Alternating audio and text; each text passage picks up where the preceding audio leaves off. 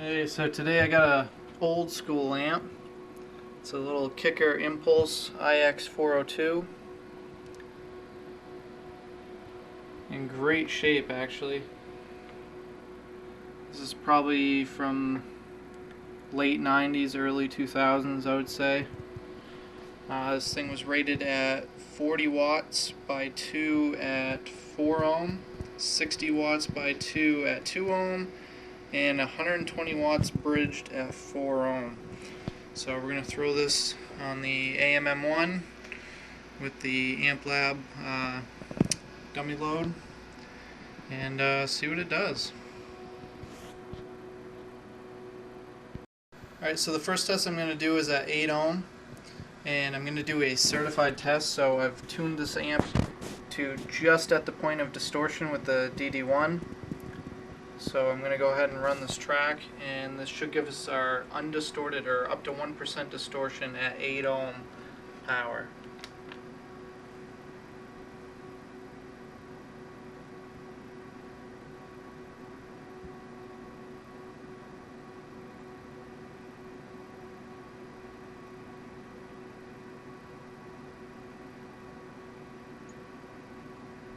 $91 watts.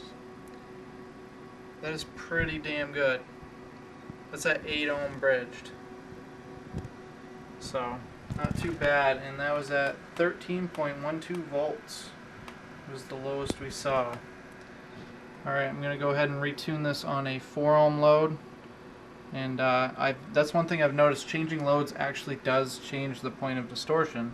So, not clipping, distortion. So I'm going to go ahead and retune this for a 4 ohm test, certified, and see what it does. Alright, here we go. So this is 4 ohm, certified.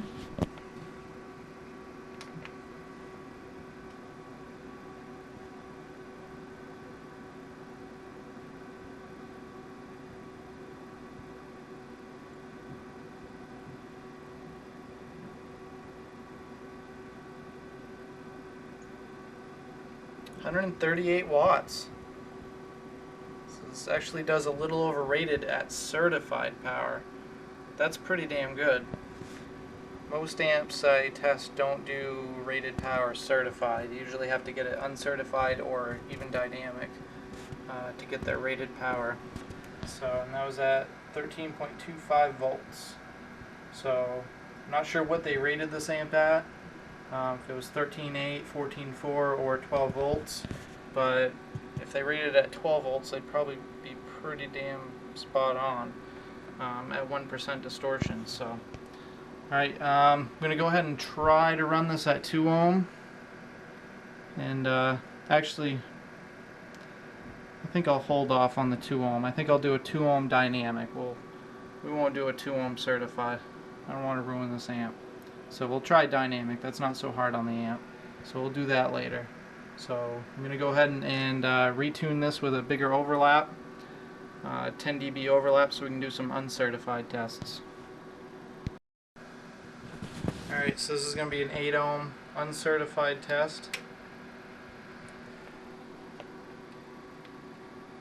So this is going to go past the point of distortion and measure up until clipping.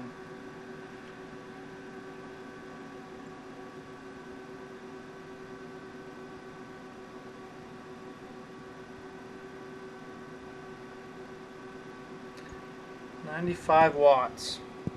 So it didn't do much more to clipping. It seems to clip right after it distorts. So there's not much of a gap there. Usually there's a pretty big gap between distortion and actual clipping.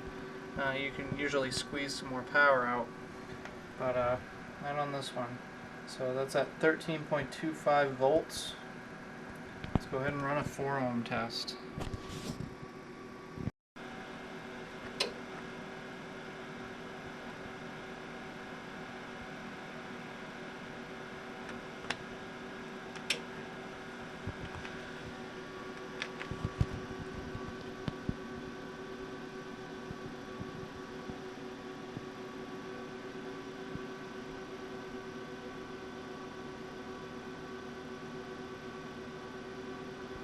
$143.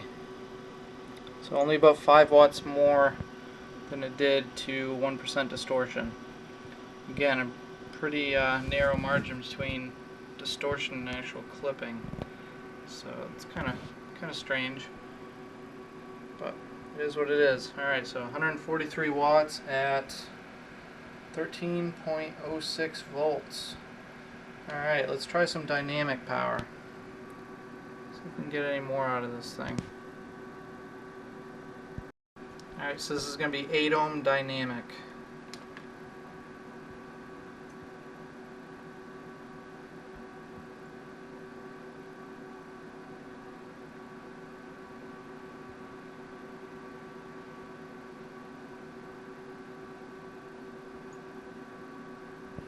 So 119.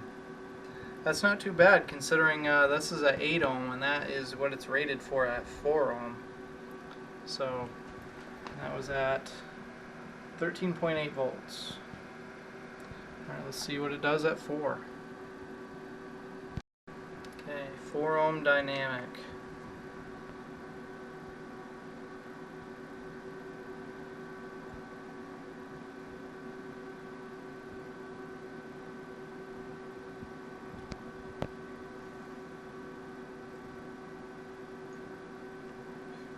Nice, 177.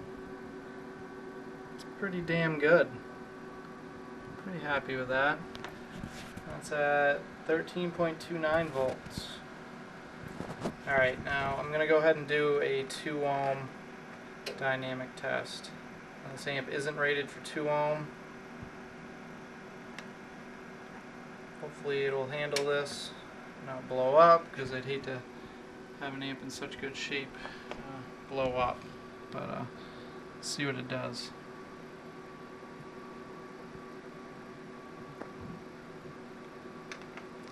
Here we go.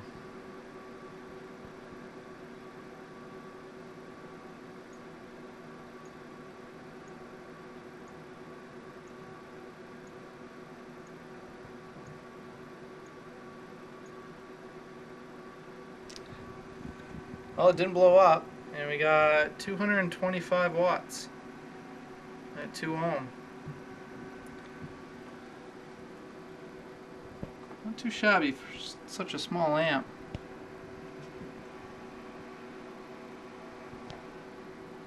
And I'm glad it didn't blow up because this is not my amp.